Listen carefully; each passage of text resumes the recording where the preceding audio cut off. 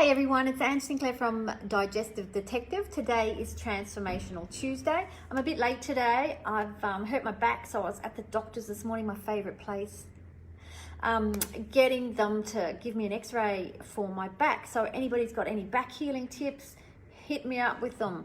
I could use some help with it. So today I'm going to talk about Breanna. So Breanna is 34 years old, owns her own business, has two really small children. So life was pretty busy. And she essentially comes from a family that has allergies, eczema. Her immediate family and her cousins all shared the same history of eczema on their hands, arms and face, so which was really fascinating. So she had met other relations overseas and they had the eczema on their hands exactly in the same spot that she had hers and her family have hers. So Breanna often has headaches as well. So this was all part of her picture with allergies and eczema. So some of the things that she talked about was that it had actually got worse since she had her children. And so that constant hand washing and nappy changing really wasn't helping her over and over. So when I saw her, her hands were really red, dry and cracked, and she had lesions up her arm and on the side of her neck, which were not very pleasant for her because they were pretty itchy and pretty painful as well. They were so dry. She hadn't had many antibiotics throughout her life, so which was really good. And so I always check to see that if the microbiome's been disturbed, so if they were vaginally born, if they were breastfed, and for how long, because that makes an impact on how your gut works. And how many antibiotics you had in the first 3 years of life, because that will impact greatly how your gut performs going forward over long term. There's so much research out about how your gut performs over the long term with antibiotics and stuff. So we did a dietary recap for Breanna, and she ate a fantastic diet. She had a reasonable amount of fruit and vegetables.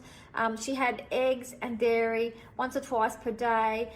So dairy for somebody who has eczema and allergies can be a little bit inflammatory, and for people who have also eczema and allergies, eggs can be one of the biggest allergens that I see when you do testing. So just keep that at the back of your mind if you have eczema and stuff. So what was interesting about Breanna was she had no gut symptoms, not one. So she had perfect bowel movements every day. She had no gas, she had no bloating. So you don't normally see that with eczema. You normally see some gut stuff. So what do we do? Well, it had been several years since Breanna had her bloods taken, so we started with that. She had never been tested for celiac disease, so that's always a really good place to start before you start removing any gluten products or anything like that. And so the really important point that I make about this and why I get people to have a celiac test is because you don't necessarily need to have bowel issues. And I often see people say, well, my mum's got celiac disease, but I couldn't have it because I don't have any bowel issues. Wrong.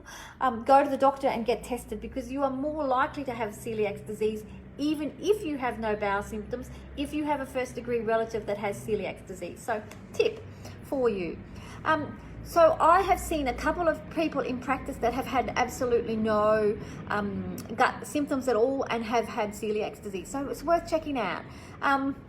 So lots of non-related gut symptoms that you see with celiacs are nausea, headaches, brain fog, joint pain, numbness in your fingers, fatigue.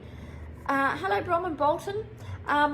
So really your everyday symptoms can be problematic, and these show up. So what we did is we ordered standard blood tests, and you can really learn a lot of information from what's happening just with your bloods rather than spending lots of expensive money on testing, although sometimes that is really good as well, depends. So in your 30s, it also pays to get a baseline for tests as you age. So Breanna wanted to do some food allergy testing, so we ordered a IgG test, which is a test that measures IgG antibodies specific to antigenic foods, proteins that we tested for 93 common foods. So that's the test we did.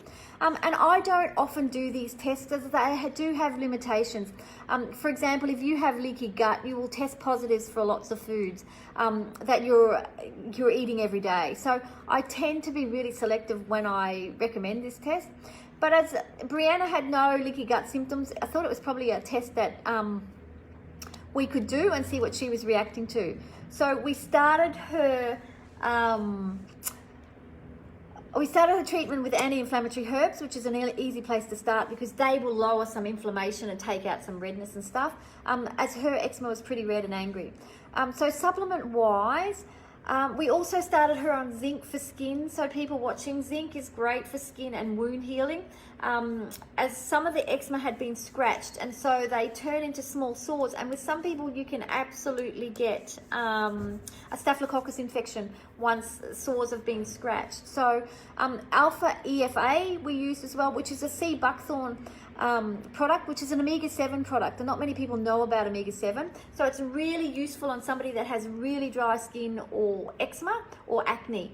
So Lactobacillus rhamnosus LGG was the probiotic that we chose, and this is a probiotic that you can buy from a health food shop, and it's really indicated in atopic conditions, so things like asthma, allergies and eczema. It's a really good one.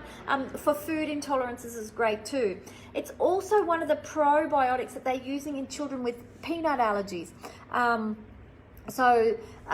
Its exposure in helping children reduce those peanut allergies, so they're able to reintroduce peanuts back into their daily life, so they don't go into anaphylaxis every time they get exposed to it. So this has been done under clinical supervision. There's lots of clinical trials with LGG and peanut intolerances happening right now, actually.